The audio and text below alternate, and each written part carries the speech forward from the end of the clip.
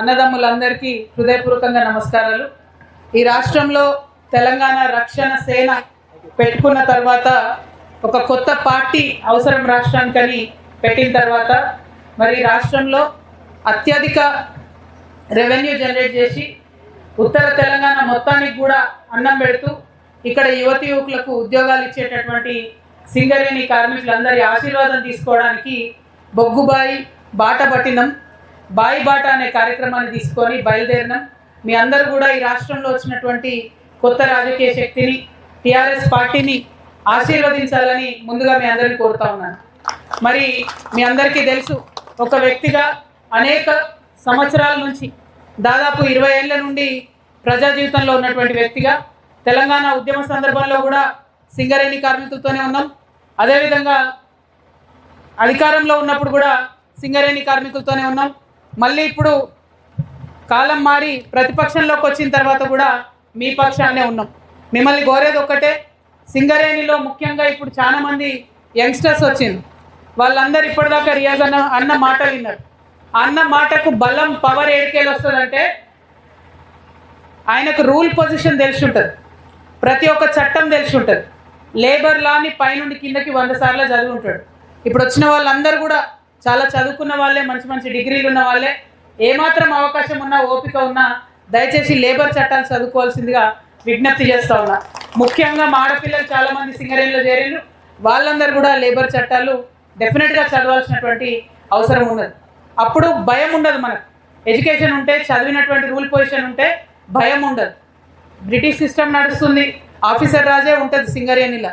అయినప్పటికీ మన రైట్స్ని ప్రొటెక్ట్ చేసుకోవడానికి బలంగా మాట్లాడుకోవాలనే ఉద్దేశంతోనే హెచ్ఎంఎస్ పనిచేస్తాం. హెచ్ఎంఎస్ దగ్గర నాకు నచ్చింది ఒకటే, హెచ్ఎంఎస్ నాయకులు కూడా కంటిన్యూస్గా మైనర్స్ మధ్యలో పనిచేసుకుంటూనే తర్వాత వాళ్ళ హక్కుల కోసం కొట్లాడుతూ ఉంటారు. అటువంటి నాయకత్వం, అటువంటి యూనియన్స్ ఉండాలని నేను బలంగా నమ్ముతా ఉన్నా. రియాజ్ అన్నది మచ్చలేని చరిత్ర, దానివల్ల అనేకమైన హక్కులు సాధించినాం. రేపటి నాడు వారికి పొలిటికల్గా టీఆర్ఎస్ పార్టీగా మేము కూడా తోడుంటాం. ఇవాళ ఏం జరుగుతుంది, బాయి బాట బట్టి ఇది 4వ రోజు. ఏ బాయి కాడికి పోయినా కూడా ఫస్ట్ ఆపడం మొదలుపెట్టింది, పోలీసు వాళ్ళని పెట్టింది. ఫస్ట్ థింగ్, అసలు సింగరేణిలో పోలీసు వాళ్ళకి పని లేదు, ఎంట్రీ లేదు పోలీసు వాళ్ళకి. కానీ పోలీసు వాళ్ళని గేట్ కాడ పెట్టి ఆపే ప్రయత్నం చేసింది. ఎందుకంటే it is my right as a politician, it is my right as a labour union leader to come and talk to my worker. ఆపే హక్కు ఎవరికి లేదు, మీకు కూడా వినే అధికారం ఉంటుంది. ఇవాళ ఈ ఏఎల్పీలో మరీ బరి తెగించి ఆఫీసర్స్ నిన్న నైటే నోటీస్ ఇచ్చారు. ఏమని, గేట్ మీటింగ్ పోతే జీతం కట్ చేస్తారా? ఏఎల్పీ మైన్ వర్కర్స్కి చెప్తున్నా, మీకు జీతం కట్ చేస్తే నేను ఇక్కడే వచ్చి దీక్ష చేస్తే చెప్తున్నా. ఎట్టి పరిస్థితులలో స్పేర్ చేసేది లేదు. ఎందుకంటే అది మా రైట్, ఇది ప్రజాస్వామ్యం, ఇదేం బ్రిటిష్ కాలం కాదు. మీకు హక్కు ఉంది కదా అని చెప్పి ముందు రోజే ఇవ్వడానికి లేదు. శ్రీధర్ బాబు గారు మీకు హెచ్చరిక చేస్తూ ఉన్నాం. ఇదివరకు ఒకసారి నాతో పెట్టుకున్నారు మీరు, మీకు గుర్తుందేమో. కొమరం భీం విగ్రహం ఇనాగ్రేషన్కి వస్తే ఆనాడు అరెస్ట్ చేసి తెలంగాణ ఉద్యమంలో నన్ను అరెస్ట్ చేసిన శ్రీధర్ బాబు, కొమరం భీం మన్మడు వచ్చిండు నాతో, ఆయనను అరెస్ట్ చేయొద్దంటే ఆ రోజు ఆయనను, నన్ను, తెలంగాణ తల్లి బొమ్మను అన్ని తీసుకుపోయి పోలీస్ స్టేషన్లో పెట్టింది. ఆ రోజే చెప్పినాం, you're rubbing your things with the wrong person, కుదరదు, ఓడిపోతారని చెప్పినాము. ఆనాడు ఎంటబడి ఓడగొట్టినాం. ఇట్లా మాకు సింగరేణి వర్కర్స్కి మధ్యలో మీరు వస్తే మాత్రం మంచిగా ఉండదు, పొలిటికల్గా నెక్స్ట్ టర్మ్ గురించి ఇబ్బంది పడే పరిస్థితి ఉంటుంది. కాబట్టి శ్రీధర్ బాబు గారు ఇటువంటి ప్రయత్నం చేయొద్దని కూడా కోరుతా ఉన్నా. మైనర్స్ వర్కర్స్కి సంబంధించి ముఖ్యంగా ఏఎల్పీ మనం గర్వపడాలి. ఒక మంచి ఎక్స్పెరిమెంట్ సింగరేణిలో చేసింది. ఓపెన్ కాస్ట్ 300 మీటర్స్ తీసిన తర్వాత మళ్ళీ ఒక 300 మీటర్స్ అండర్ గ్రౌండ్లో వెళ్ళి పనిచేస్తూ ఉన్నాం. కానీ నిజంగా బాధాకరం, అసలే గాలి లేనటువంటి పరిస్థితి ఉంది. Maximum number of complaints ALP నుండి వస్తాయి. కళ్ళు తిరిగి పడిపోవడం కావచ్చు, సిక్ కావడం కావచ్చు, భయంకరమైనటువంటి కంప్లైంట్స్ ఏఎల్పీ నుండి వస్తాయి. ఇవాళ ఆఫీసర్లు స్ట్రైక్ చేస్తున్నారు. నేను ఐ రెస్పెక్ట్ యువర్ స్ట్రైక్. కాకపోతే ఆఫీసర్లను ఒకటే అడుగుతూ ఉన్నా నేను, మరి మీ హక్కులు మీకు ఎంత ఇంపార్టెంటో మా కార్మికుల ఆరోగ్యం మీకు ఇంపార్టెంట్ కాదా? ఎందుకు ఫైట్ చేస్తలేరు మీరు? ఎందుకు తీసుకొచ్చి ఇక్కడ మంచి మెషిన్స్ పెట్టడం లేదు? ఇంత ఎక్స్పెరిమెంట్ చేసి 300 మీటర్లు లోతుకున్నటువంటి మైన్లో కింద బురద వస్తుంది కదా, స్లష్ వస్తుంది కదా, కనీసం స్లష్ని పంప్అవుట్ చేసే మెషిన్ ఉందా? ఓన్లీ వాటర్ పంప్ చేసే మెషిన్ ఉంది. ఎందుకు అప్గ్రేడ్ చేయడం లేదు? వస్తున్న డబ్బులన్నీ ఎక్కడికి పోతున్నాయి? ఆ విషయం దయచేసి ఆలోచించారు. ఈ మైన్కి వస్తుంటే బ్రిడ్జ్ ఉంది. ఆ బ్రిడ్జ్ ఎట్లుంది అని అంటే కొంచెం వరద వస్తే మొత్తం పొంగిపోయే పరిస్థితి ఉన్నది. మరి ఎందుకు అట్లాంటి బ్రిడ్జిలు కట్టాలి? అక్కడ ఉన్న వాగు పరిస్థితి తెలుసు, అది పొంగుతుందని తెలుసు, వీళ్ళకి ఇబ్బంది అవుతుంది కార్మికులకు రావడానికి పోవడానికి అని కూడా తెలుసు. ఒకటి గోదావరి కాడ నుంచి ఇంత దూరం రావాలి, ఇక్కడ నుంచి వచ్చినాక మళ్ళీ మైన్ కాడికి పోవాలి, అక్కడ మళ్ళీ మ్యాన్ రైడింగ్ సీట్ ఎక్కి 45 మినిట్స్ పోవాలి. చాలా మంది ఈ మైన్ నుండి పెద్ద మనుషులు కంప్లైంట్ చేసిరు నాకు, ఇక్కడికి వస్తున్నామంటే నిన్న మెసేజ్లు వచ్చినాయి, 45 నిమిషాల మ్యాన్ చైర్ మీద పోతుంటే మొత్తం వీపంతన వస్తుంది, స్పైన్ ఇబ్బంది అవుతుందని చాలా మంది మెసేజ్ పంపిర్రు. నేను ఆఫీసర్లను రిక్వెస్ట్ చేస్తున్నా, మీరు ఆ సిస్టమ్ మార్చండి, ఇంకేదైనా కొత్త సిస్టమ్ పెట్టండి, ట్రైన్ పెడతారా, కార్ పెడతారా, ఏం చేస్తారో చేయండి, కానీ కొత్త సిస్టమ్ మార్చండి. మీరు కార్మికుల కోసం పనిచేయండి, మేము ఆఫీసర్ల కోసం కూడా పనిచేస్తాం. మీరు కార్మికుల పక్షాన ఉండండి, మేము ఆఫీసర్ల పక్షాన కూడా ఉంటాం. కానీ మా కార్మికుల్ని వేధిస్తాం, మీరు మాత్రం ఆఫీసర్ల కోసం మాట్లాడాలంటే కుదరదు. వాస్తవానికి సింగరేణిలో ఆఫీసర్లు కార్మికులు 2 కళ్ళుగా కలిసి పనిచేస్తేనే ప్రొడక్షన్ మంచిగా వస్తుంది. కానీ మీరేదో స్పెషల్ అని మీరొక్కరు కళ్ళద్దాలు పెట్టుకొని మా వాళ్ళని ఎండలు ఇచ్చి పెడతామంటే మాత్రం కుదరదు. కార్మికుల పక్షాన్నే మేము మాట్లాడతాం. ఇంకొక మాట కూడా మీకు చెప్పాలి, మరి ఇవాళ ఇక్కడ ఉన్నటువంటి అనేక మంది పిల్లలు జేఎంఐటీ నుంచి పైకి వచ్చినటువంటి వాళ్ళు ఆల్మోస్ట్ 9 ఇయర్స్ అయిపోతుంది, ఇంతవరకు ప్రమోషన్ లేదు, ఇంకా కూడా సర్దార్స్గానే ఉన్నారు. వాళ్ళు ఓవర్మెన్స్ కావాల్సినటువంటి అవసరం ఉన్నది. దానికోసం ఖచ్చితంగా టీఆర్ఎస్ అండ్ హెచ్ఎంఎస్ కలిసి కొట్లాడతాయని చెప్పి జేఎంఐటీలో వచ్చినటువంటి వారందరికీ కూడా మేము మాట ఇస్తూ ఉన్నాం. అదేవిధంగా అండర్ గ్రౌండ్లో ఉన్న వారికి ప్రమోషన్ రావాలి, కానీ ఏం చేస్తున్నారు ఇప్పుడు? యాక్టింగ్ మాస్టర్ వేస్తున్నారు, ప్రమోషన్ జోలికి మాత్రం రావడం లేదు. కాబట్టి దాని గురించి కూడా కొట్లాడతాం. అన్న చెప్పినట్టుగా ఈసారి వచ్చేటటువంటి ఎన్నికలలో హెచ్ఎంఎస్ని సపోర్ట్ చేయండి, హెచ్ఎంఎస్ గెలిచేటట్టుగా చేయండి. కార్మికులు కాలర్ ఎగరేసుకొని మీరు వర్క్ చేసుకునేటట్టు చేస్తాం.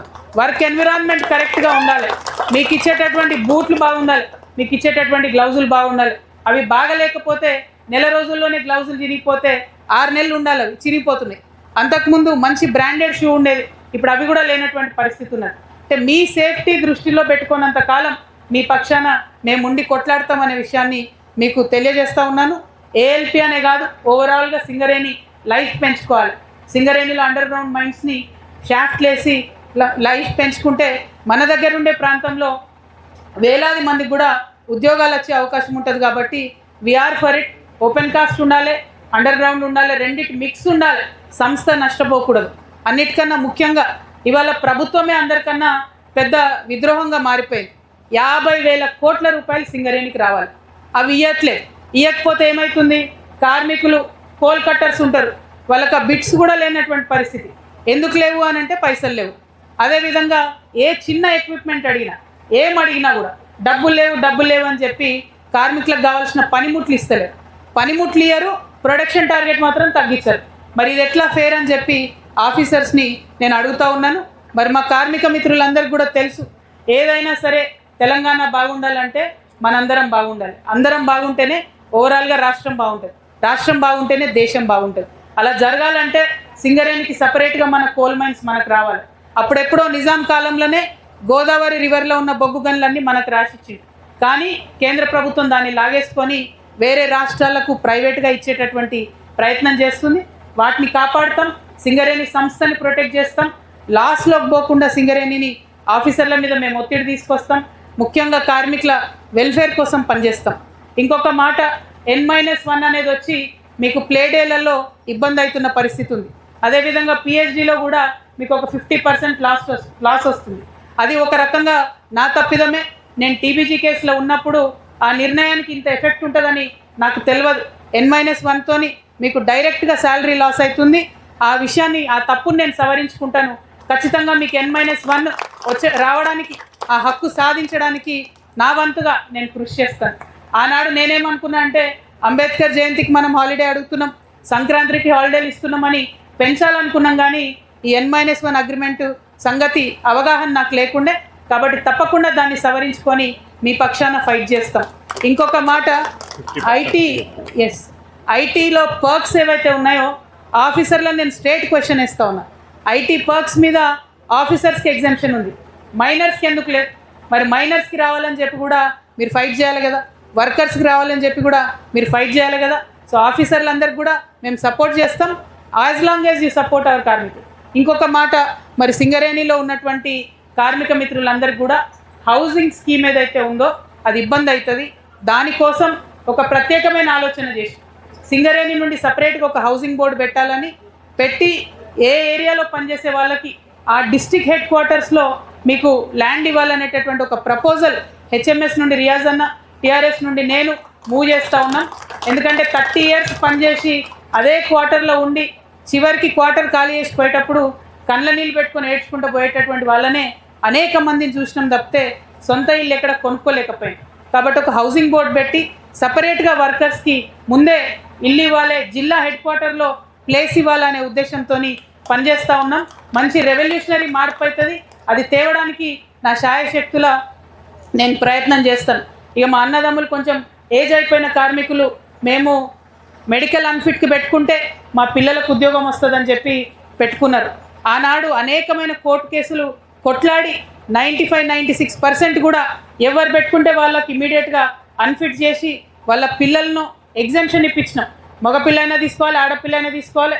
ఒక వర్కర్ ఎవరన్నా మాకొద్దు అని ఇంకెవరినన్నా నామినీ ఇస్తే వాళ్ళ పేరు కూడా తీసుకోవాలని అంత లిబరల్గా ఆనాడు ఆఫీసర్లతో కొట్లాడి మనం ప్లాన్ చేయడం జరిగింది.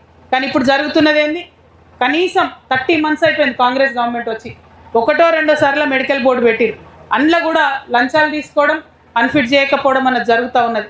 నేను రియాజ్ అన్న సింగరేణి భవన్ ముట్టడి చేస్తే ఒక్కసారి ఓపెన్ చేసి ఒక్కసారి పెట్టిరు బోర్డు, మళ్ళీ అందులో 54 మందికి ఇచ్చి కేవలం 4 అన్ఫిట్ చేసింది. As a policy every month 2 times medical board ఉండేలాగా కొట్లాడతాం. ఇప్పటికి 2000 ఏవైతే పెండింగ్ ఉన్నాయో మెడికల్ బోర్డులో కేసులు తక్షణం అవి చేయాలి.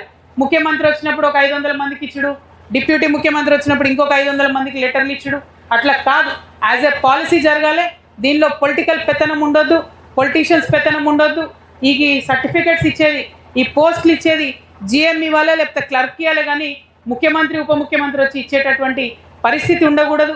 సీమ్లెస్గా అది జరగాలి. దానికోసం ఖచ్చితంగా ఫైట్ చేస్తాం. ఇదివరకు అట్లానే నడిపించినాం, ఇక ముందు కూడా దానికోసం ఫైట్ చేస్తాం. చాలామందికి అలియాస్ నేమ్స్ ప్రాబ్లం ఉన్నది. అలియాస్ నేమ్స్ పెట్టుకున్న వాళ్ళందరికీ కూడా ఇబ్బంది పెడుతున్నారు. అంతకుముందు చూసి చూడనట్టుగా పొమ్మని చెప్పినాం, ఇబ్బంది లేకుండా చేసినాం. ఇప్పుడు ఏం చేస్తున్నారు, విజిలెన్స్ కేసు వేసి దాని మీద ఇబ్బంది పెడుతున్నారు. డెఫినెట్గా అలియాస్ కేసు అయినా డిపెండెంట్ ఎంప్లాయ్మెంట్ అయినా ప్రయారిటీగా ఈ రెండింటి మీద పనిచేస్తాం. మిగతా ఇష్యూస్ ప్రమోషన్స్ కావచ్చు, సేఫ్టీ కావచ్చు, వాటన్నిటిని డే టు డే మన వాళ్ళందరూ కూడా ఇక్కడ హెచ్ఎంఎస్ కార్యకర్తల నాయకులందరూ కూడా మైండ్ల మీద ఉండి కొట్లాడి పనిచేస్తారు. యువశక్తి నిండిపోయింది ఇవాళ సింగరేణిలో. కాబట్టి మళ్ళీ ఒకటే మీ సిస్టర్గా చెప్తా ఉన్నా, ఖచ్చితంగా you should know your rule position. చట్టాలు చదవండి, అవి మనకు ఆయుధంలాగా పనిచేస్తాయి, కొట్లాడడానికి పనిచేస్తాయి. ఇవాళ బెదిరించినట్టు ఎప్పుడు బెదిరించినా కూడా అది ఉండకూడదు. ఇవాళ నాకు జరిగింది, రేపు ఇంకో పొలిటికల్ నాయకుడికి జరుగుతుంది, రేపు ఇంకో యూనియన్ లీడర్కి జరుగుతుంది. అట్లా ఉండకూడదు. యూనియన్ లీడర్స్కి కార్మికులకి మధ్యలో ఎటువంటి అవాంతరం ఉండకుండా ఉన్నప్పుడే మీకు ప్రొటెక్షన్ ఉంటుంది. మళ్ళీ ఒక్కసారి మీ అందరికీ హృదయపూర్వకంగా నమస్కారాలు. పోయి మీరు మళ్ళీ 8 గంటల లోపల మైండ్లో పనిచేయాలి. అయినా కూడా 1:45 నిమిషాల నుండి ఇక్కడ నిలబడి మా కోసం సమయం వెచ్చించినందుకు అందరికీ కూడా హృదయపూర్వకంగా ధన్యవాదాలు. శిరస్సు వంచి నమస్కారాలు తెలియజేస్తూ please be safe out there. Thank you. జై తెలంగాణ, జై సింగరేణి, జై సింగరేణి.